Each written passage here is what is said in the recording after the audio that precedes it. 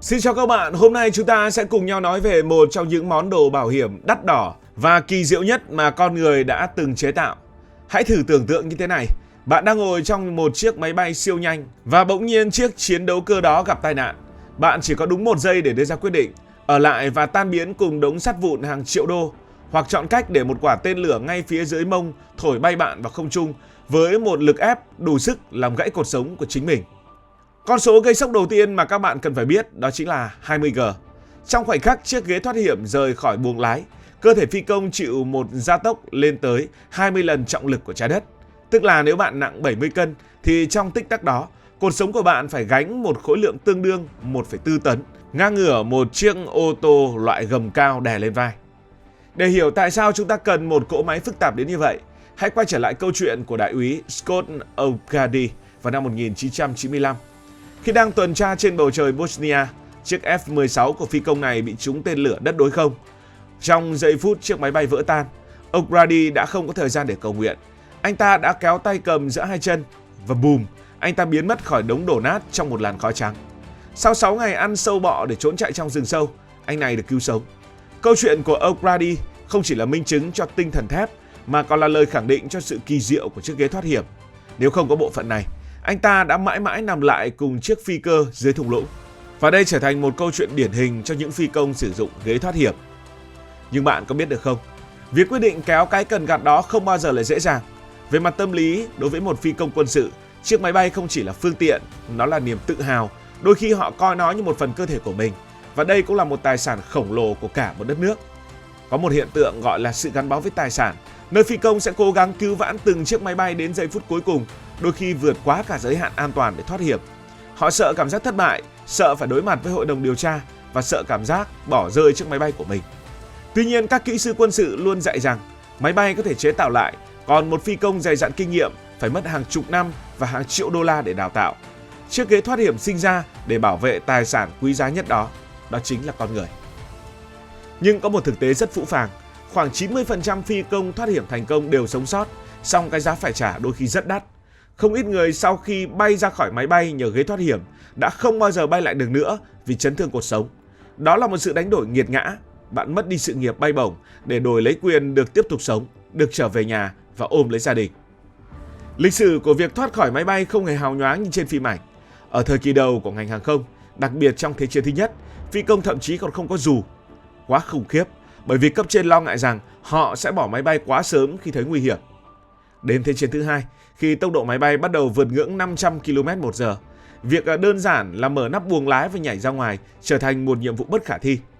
Áp suất không khí quá lớn sẽ ép chặt phi công vào ghế, hoặc tệ hơn, nếu họ nhảy ra được, họ sẽ bị quấn luôn vào phần đuôi của máy bay và gây ra những vụ tai nạn chết người.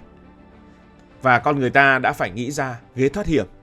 Chiếc ghế thoát hiểm đầu tiên được thực sự đưa vào sử dụng là trên chiếc máy bay phản lực Heinkel HE-162 của Đức trong những năm cuối Thế chiến thứ hai. Người Đức nhận ra rằng với tốc độ của động cơ phản lực, con người không thể tự thoát thân bằng sức mạnh cơ bắp, tức là nhảy ra ngoài. Sau chiến tranh, các cường quốc như là Anh, Mỹ và Liên Xô cũng bắt đầu cuộc đua công nghệ ghế thoát hiểm. Martin Baker, một công ty của Anh, đã trở thành cái tên huyền thoại khi thiết kế ra những mẫu ghế cứu sống hàng ngàn người. Những chiếc ghế thoát hiểm thế hệ đầu tiên dùng thuốc nổ đẩy phi công ra ngoài. Nhưng nếu máy bay đang lộn ngược thì sao? Nếu đang ở độ cao quá thấp thì sao? Thế nên người ta càng ngày càng cải tiến. Ngày nay một chiếc ghế thoát hiểm tiêu chuẩn hiện đại phải có khả năng cứu phi công ngay cả khi máy bay đang đỗ trên mặt đất, tốc độ bằng không và độ cao bằng không. Chỉ trong vòng chưa đầy 2 giây, chiếc ghế phải đưa phi công lên đủ cao để dù có thể mở ra hoàn toàn. Đây là một kỳ tích của kỹ thuật, cơ khí và hóa học. Bây giờ, hãy cùng mổ xẻ chi tiết một chiếc ghế thoát hiểm sẽ hoạt động như thế nào. Khi phi công kéo cần thoát hiểm, một chuỗi sự kiện sẽ diễn ra rất nhanh, nhanh hơn cả khả năng nhận thức của não con người. Đầu tiên thì nắp buồng lái sẽ bị loại bỏ. Bởi vì bạn không thể phóng xuyên qua một lớp kính dày nếu lớp kính này không bị loại bỏ. Có hai cách, hoặc là thổi bay cả nắp kính, hoặc là dùng một dải thuốc nổ nhỏ dán sẵn trên kính để làm nó vỡ vụn ngay lập tức. Trong một số máy bay như là Harrier, vì ghế phóng quá gần nắp kính, người ta chọn cách phá hủy kính trước khi ghế chạm vào. Nắp kính loại bỏ rồi thì bây giờ cái việc rời khỏi máy bay rất thông thoáng. Hệ thống súng phóng sẽ kích hoạt. Một hộp thuốc nổ đặt trong một ống kim loại dưới ghế sẽ nổ tung, đẩy chiếc ghế dọc theo đường ray dẫn. Lúc này áp lực lên cột sống bắt đầu tăng vọt. Nhưng súng phóng mới chỉ là bước đệm.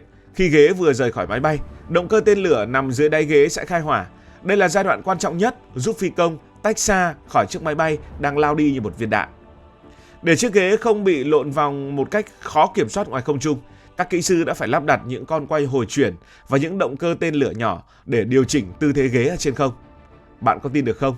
Chiếc ghế này thực chất là một phi thuyền mini tự hành.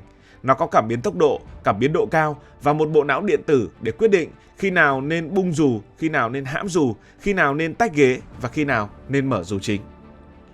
Nếu bạn phóng ở độ cao lớn, ghế sẽ giữ bạn lại bên trong và cung cấp oxy cho đến khi rơi xuống độ cao đủ ấm và đủ dưỡng khí mới mở dù.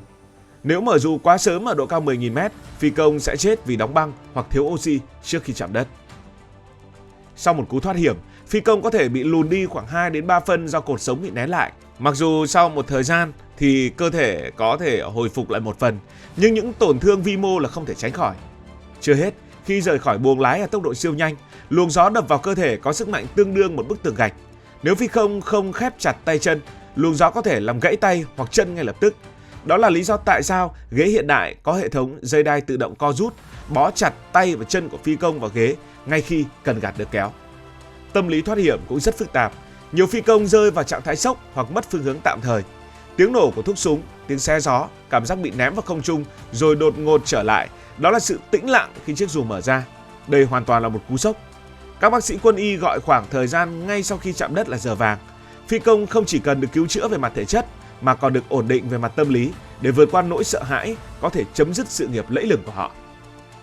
Ngày nay, chúng ta đang bước vào kỷ nguyên của máy bay chiến đấu thế hệ mới, nơi trí tuệ nhân tạo đóng vai trò trung tâm.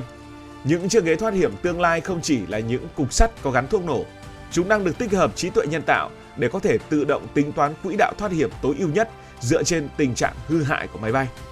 Ví dụ, nếu máy bay đang bị cháy một bên cánh và đang nghiêng, ghế sẽ tự động điều hướng lực đẩy tên lửa để đẩy phi công đi theo hướng ngược lại với đám cháy và mảnh vỡ.